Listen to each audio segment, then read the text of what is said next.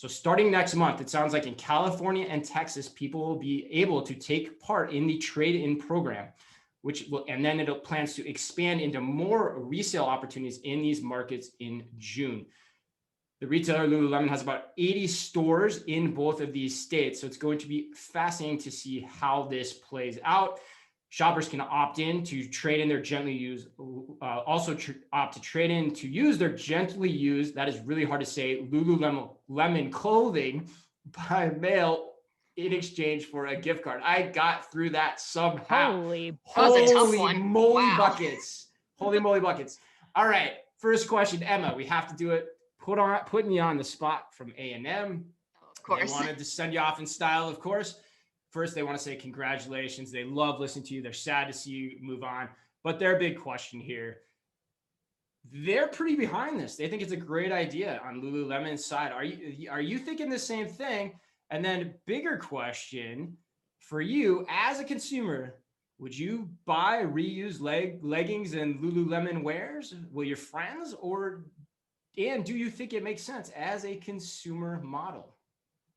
Yeah, I love this. I totally do. And I think that most people will be willing to buy these secondhand kind of Lululemon items. They get an incredible resale value across all the different kind of resale platforms.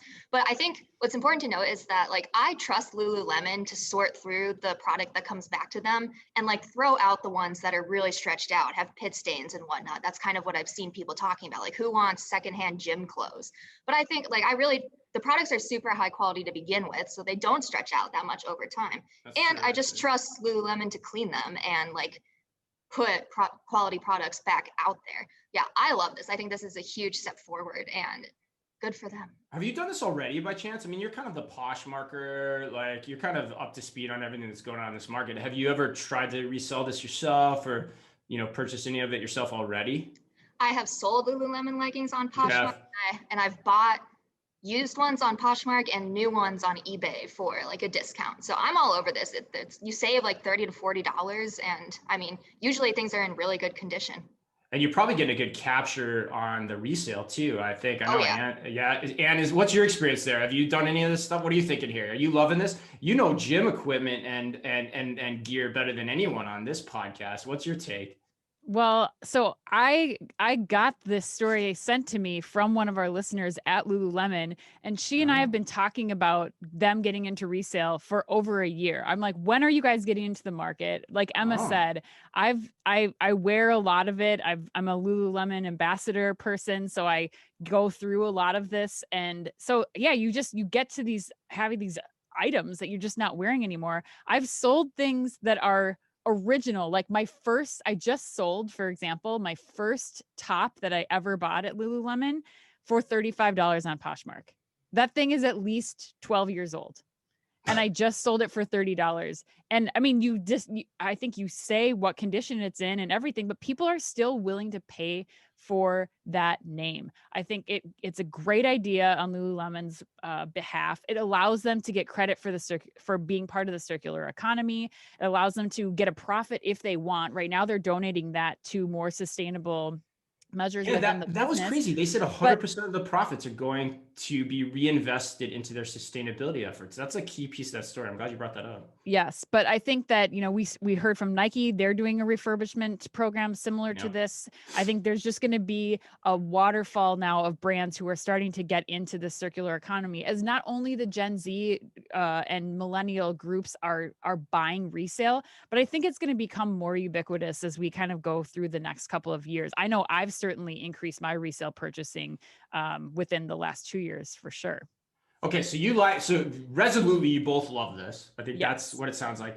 You love it from the consumer side because it sounds like you think this behavior is already out there. You've been indulging it, and you've been asking people at Lululemon that why haven't they been doing this already?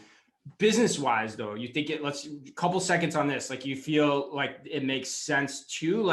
Anything that you're thinking about from an operational perspective, branding perspective, are there any negative potential fallbacks, even though everyone thinks this is a great idea, it sounds like right now? I'm having a hard time finding the negatives. I think Emma pointed out some of the things, there's always this issue, but you have that issue with returns too. Like, are you going to put a product back out? Does it have makeup on it? Are there deodorant stains? I mean, I think that there are logistics involved here no matter what. But I think that the brand themselves owning this entire market, this whole circular market of the products makes so much sense. I think it's a brilliant test for sure. Emma, any negative externalities to this that we're not thinking about or talking about? I've got one watch out, but I'm curious. What do you guys think? Emma? I'm kind of still like, I'm on the same page as Anne. Like, it's a lot more work to bring in this product, make sure you can actually sell it and like be reputable for your sale. But yeah, otherwise I think that it's great. Yeah, I feel the same way. I mean, I think if you're already seeing this consumer behavior, people want to do it. So if they're wanting to do it and you're the brand, why wouldn't you try to capture this? I also love that they're saying they're going to funnel 100% of the profits into other sustainability initiatives, because then you're just saying like, I'm running this as a marketing handle. As long as it doesn't lose money, I'm going to keep doing it. I think the key for me though is the how you do this. Like I would say, and I think this is true with anything, you can try to throw the whole kit and caboodle, the kitchen sink at everything. I would still be looking at how do you do this very digitally forward first and create that interaction, because that's what you guys have been talking about. I'd be leery of the like getting into the situation where like you're returning to store and then there's like a section in the store that's no way all this stuff. So you agree, like don't ever go that way. Completely disagree. Wow, you disagree. Oh, vehemently. I think you're gonna downsell your brand. No way. I think that what you're doing with this, I mean, it's not just Poshmark that you're making money. Like I've sold stuff at the consignment stores that are, the upsale consignment stores. I think this is perfect. You are bringing people into your store who otherwise may never have stepped foot in there because they know they can't afford $98 leggings. Oh, so you think it's a way to attack a new market? 100%. 100%. The Lululemon headband effect, I call it. Like where you can buy the $20 headband just to have a piece of the brand. I think this is brilliant. You will get me in there to see what you have in consignment, and I might pick up a t-shirt, and then I might pick up leggings, or I might save up for a special occasion purchase. I completely have to disagree with that. Okay, I think it's a really good point. I hadn't thought about that. Now let me ask you this though, pointedly. Yes. Would you just start doing that, or would you experiment slowly into whether or not you're right about your answer? I think I'd still say digital first and try to understand how much volume, how much demand is out there before I would try to do something like you're describing. I don't know. I feel like digital first for sure. Like figure out how to get this on the platform so that I can buy it online or offline. But I think having easily, that kind of stuff. I think by mail, whatever. Exactly. I think having it in store, what's the harm in that? What's the harm in that test? Like but you still test it, right? Like sure. Okay, I love this so much. Got it. I would test it. I think it makes sense to do it how they're doing in just a couple of states to start. It's interesting, fascinating. Yeah. Okay, because you could also go like the outlet style Lululemon store too, where you're specifically diverting. You could still do it there.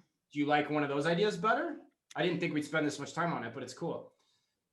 I don't know that. What do you think? Would you have it in the same store or divert it through kind of like an outlet strategy? I like it in like the regular like mainline Lululemon store. I think that what Anne said, like you'll bring in people who don't want to spend full price, but then they'll see the other stuff in the store and they're like, oh, maybe I do want to eventually kind of move into full price or pick up one item here and there. I like the latest colors, the latest. Yeah, that's true. Like if you're doing your assortment right, the colors and the styling and the fit, you may want to actually go into that. Fascinating to watch. The cool thing is it's super easy to experiment, but just do it in pieces. I think that's like the key point that I'm taking away from this conversation.